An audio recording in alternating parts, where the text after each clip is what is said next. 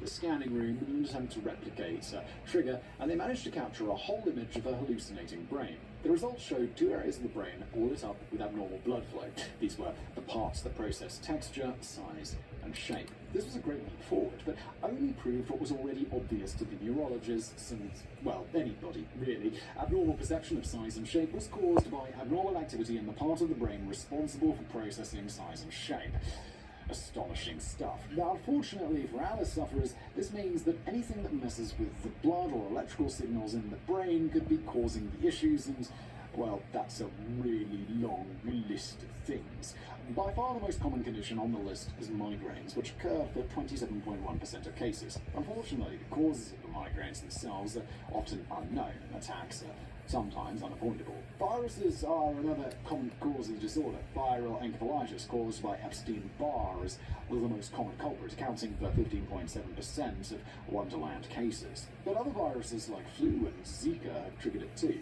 One example is a teenager who was suffering from telopsia and couldn't drink water as the glass just kept moving away from her mouth. After taking her history, doctors discovered that she'd had a Zika virus infection and accompanying high fever just 10 days before. Brain bleeds and lesions count for another 7.8% of attacks. For example, an 80-year-old woman in Sao Paulo recently visited her doctor after she became concerned that her son's arm was growing and his hand was shrinking. Following a quick check of her son's limbs and an MRI, doctors discovered that she was suffering from a brain hemorrhage. Fortunately, once the bleeding resolved, her hallucinations disappeared.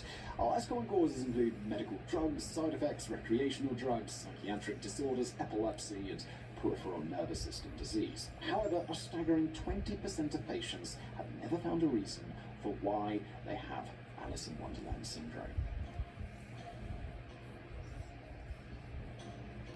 Between 1955 and 2015, only 169 cases of AIWS were reported in the literature.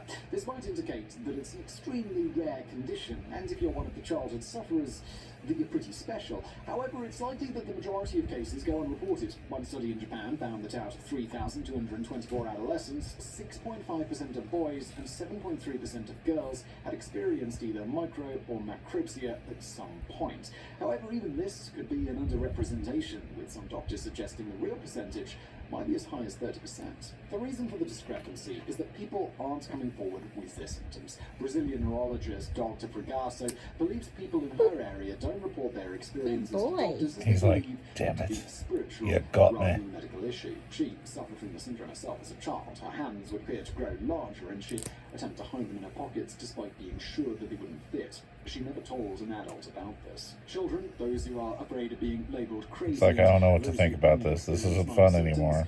Also unlikely to report for obvious reasons. It's not like anyone who's felt their room get a little larger or themselves get a little smaller for a few moments at night is going to be in a rush to book a doctor's appointment. Finally, most adults who experienced the phenomenon as a kid never even realised it was a thing until they saw Hugh Laurie diagnose it in an episode of House. Or maybe you found out about it today, watching this very video. In which case, you're welcome.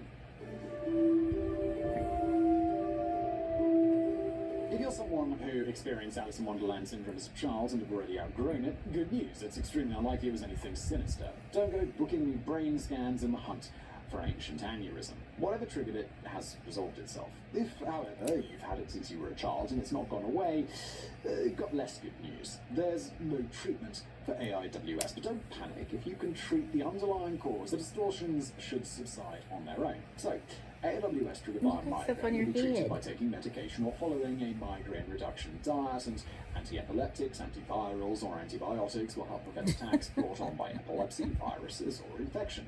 Unfortunately, if you don't know or can't remove the cause, there's not much Yes, I know. There's not a huge amount of research He's a cute AIWS or urgency in finding a cure for the